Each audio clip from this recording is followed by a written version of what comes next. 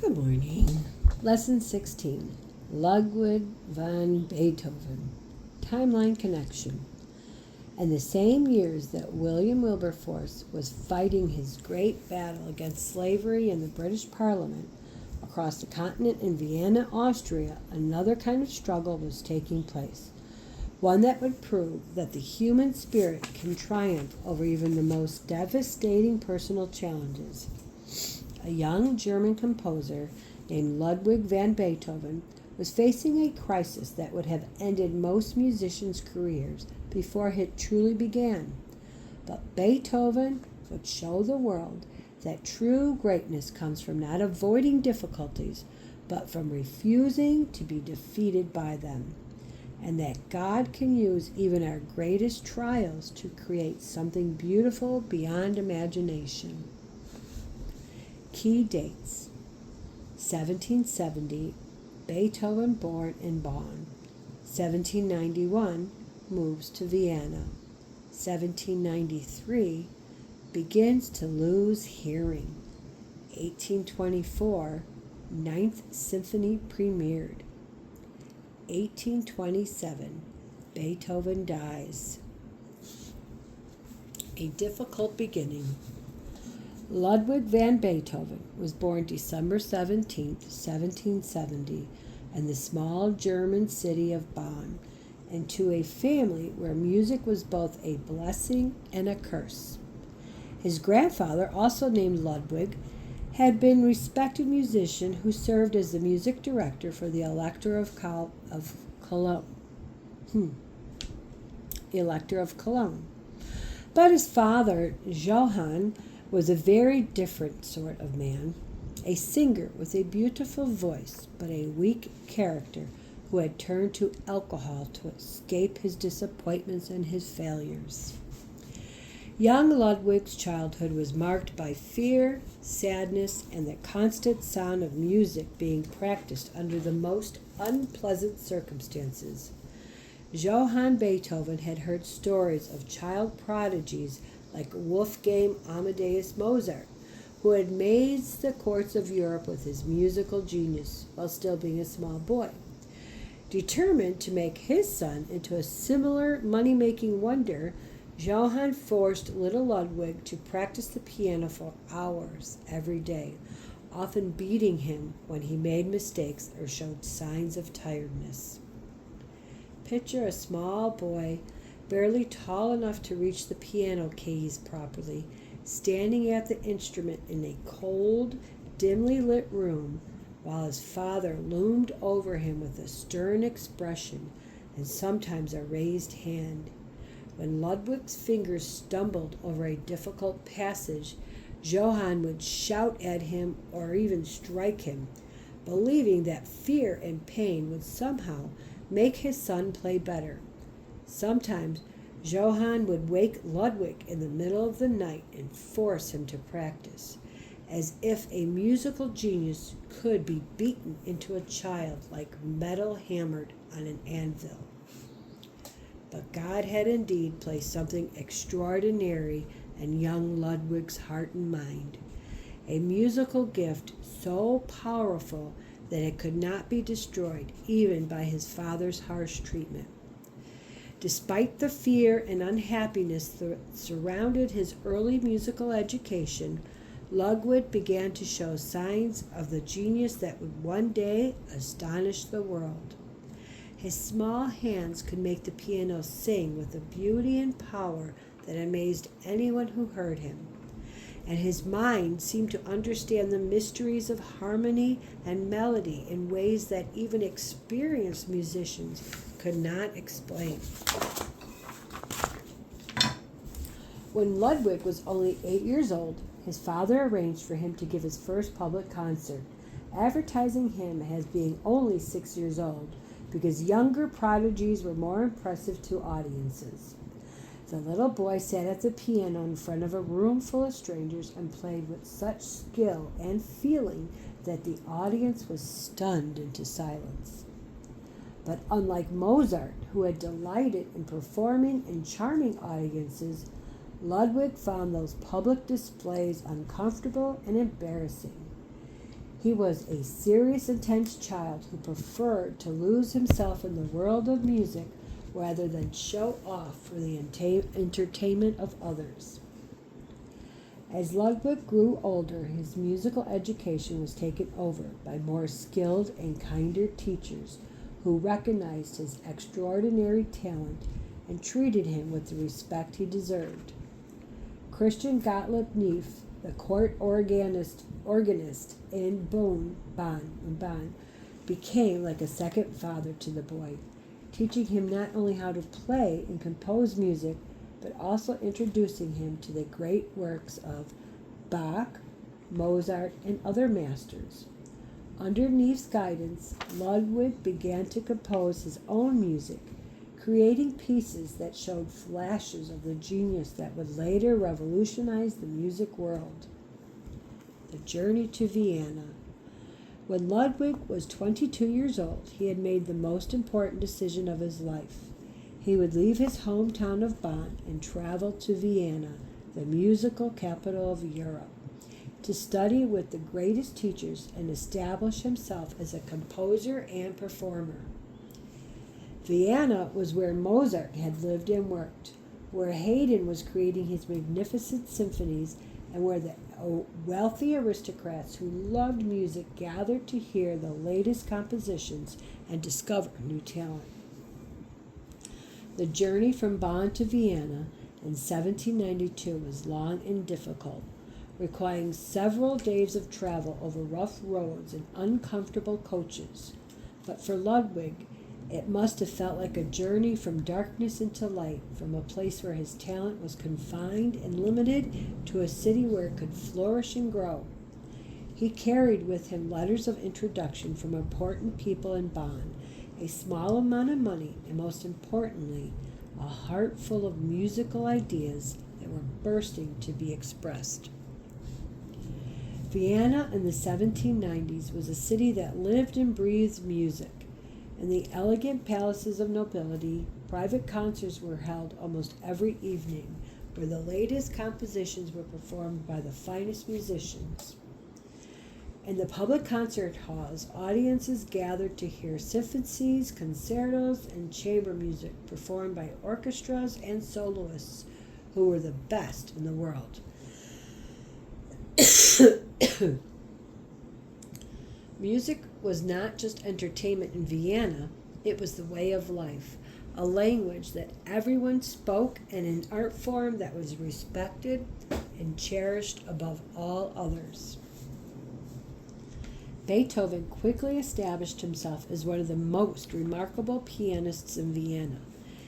His playing was unlike anything the sophisticated Viennese audiences have ever heard.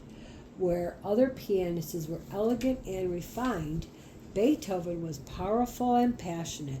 He could make the piano whisper like a gentle breeze over the roar like thunder, and he could express emotions through music that seemed to come from the very depths of his soul. But Beethoven was not content to be merely a performer, no matter how successful he might become. His true calling was as a composer, and he began to write music that was unlike anything that had come before.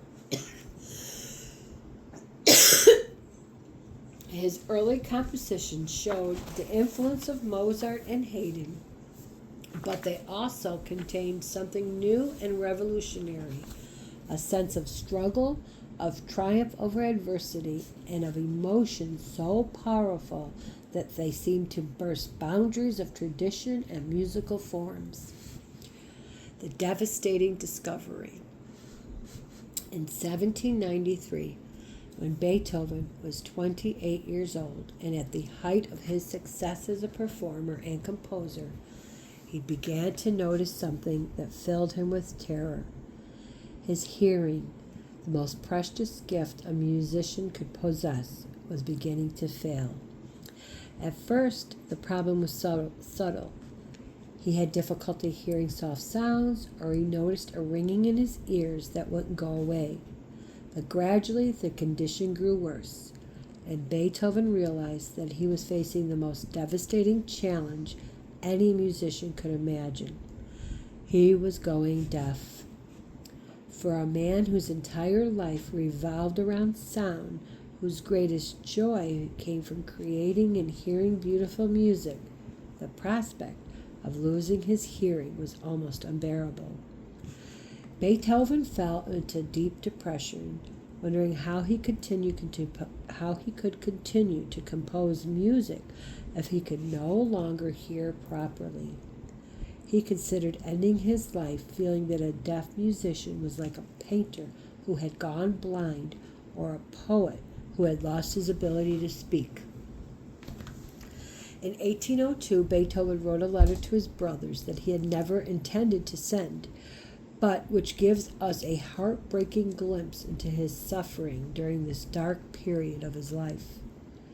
In what is now known as the Heiligenstadt Testament, Beethoven wrote, "O you men who think or say that I am malevolent, stubborn, or misanthropic, how greatly do you wrong me. You do not know the secret cause which makes me seem that way to you. It was impossible for me to say to people, 'Speak louder, shout, for I am deaf.'" But even in the darkest moments, Beethoven could not bring himself to give up. Something deep within him, perhaps the same divine spark that had given him his musical genius, refused to surrender to despair. He realized that even if he could no longer hear music with his ears, he could still hear it in his mind and heart. The melodies and harmonies that had always flowed through his imagination were still there, as clear and beautiful as ever. Triumph over adversity. What happened next was one of the most remarkable transformations in the history of human achievement. Instead of being defeated by his deafness, Beethoven seemed to be liberated by it. Free from the distractions of the outside world, he turned inward and discovered musical ideas that were more powerful, more original, and more emotionally moving than anything he had created before. During the years when his hearing was failing, Beethoven composed of some of the greatest masterpieces. His third symphony, known as the Eroica, was longer and more dramatic than any symphony that had ever been written. His fifth symphony, with its famous opening motive of da-da-da-dum, seemed to capture the sound of fate knocking at the door, followed by a triumphant victory over adversity. His sixth symphony, called the Pastoral, painted a musical picture of the countryside that was so vivid listeners could almost see the babbling brooks and hear the birds singing. But perhaps the most amazingly, Beethoven continued to perform in public, even in his deafness progressed. He developed techniques for feeling the vibration of the piano through his body, and he had special devices built that would amplify the sound and help him hear at least some of what was being played. When he conducted orchestras, he relied on his deep knowledge of the music and his ability to watch the musicians' movement to keep everything together. The most dramatic example of Beethoven's triumph over his disability came in 1824, when he conducted the premiere of his Ninth Symphony, one of the greatest musical works ever created by this time. One of the greatest musical works ever created. By this time, Beethoven was completely deaf and could not hear a single note of the music being performed. But he stood before the orchestra and chorus and guided them through his magnificent composition with gestures and expressions that came from his heart rather than his ears. The Ninth Symphony was unlike anything he had ever written before. It was longer than most symphonies. It required a larger orchestra, and most remarkably, it included a chorus soloist who sang words from a poem by Friedrich Schiller called Ode to Joy. The final movement of the symphony was a celebration of the brotherhood of all humanity, expressing Beethoven's belief that music could unite people across all boundaries of nationality, class, and religion. When the symphony ended, the audience erupted in applause that was so thunderous and enthusiastic that it seemed to shake the very walls of the concert hall. But Beethoven, standing with his back to the audience, could not hear their appreciation. One of the soloists had to turn him around so that he could see the standing ovation, the waving of handkerchiefs, and the tears of joy on the faces of people who have just experienced something truly miraculous. The music that lives forever. Beethoven's deafness, which had seemed like such a terrible curse, had actually become the source of his greatest strength. Cut off from the ordinary sounds of the world, he had been forced to listen to the music that came from within his own soul, and that music was more beautiful and powerful than anything that could have been heard with his physical ears. His composition showed future generations of musicians that music could express the full range of human emotions, not just the pleasant and decorative feelings that had dominated early music, but also struggle, pain, triumph, and joy. Beethoven's music spoke to something deep within the human heart that recognized the battle we all face and the victories we all achieve when we refuse to give up. The 9 symphonies that Beethoven composed became the foundation of the orchestra repertoire, and they are still performed and loved by audiences around the world than 200 years after they were written. His piano sonatas and challenged and inspired generations of pianists, while his string quartets revealed new possibilities for chamber music that composers are still exploring today. But perhaps the most importantly, Beethoven's life story became a source of inspiration for anyone facing seemingly impossible challenges. He showed that physical limitations do not have to limit the human spirit, and that our greatest achievements often come not in spite of our difficulties, but because of them. God had allowed Beethoven to lose his hearing so that he could discover a deeper kind of music, the music of the soul that speaks to all humanity. A legacy of courage. While Ludwig van Beethoven died on March 26 of 1827, during a thunderstorm that seemed to echo the power and drama of his music, more than 20,000 people came to his funeral. They came not just to mourn a great composer, but to honor a man who had shown them that the human spirit could triumph over any obstacle. Beethoven had bridged the gap between the elegant, formal music of the classical period and the passionate, emotional music of the Romantic era that would follow. He had shown that music could be more than entertainment. It could be a force for expressing the deep truths about human experience and the glory of God's creation. His example would inspire countless musicians, artists, and ordinary people who faced their own challenges and needed to remember that greatness comes not from avoiding difficulties, but from facing them with courage and faith. Beethoven proved that when God gives someone a gift, no earthly circumstance can ultimately destroy it, and that the most beautiful music often comes from hearts that have been known both sorrow and joy. Looking ahead, as Beethoven's magnificent music continued to echo through the concert halls of Europe, the world was changing in ways that would have seemed impossible just a few decades earlier. The ideas about human freedom and equality that had sparked the American and French revolutions were spreading to other parts of the world. inspiring people who had lived under foreign rule for centuries to dream of independence and self government.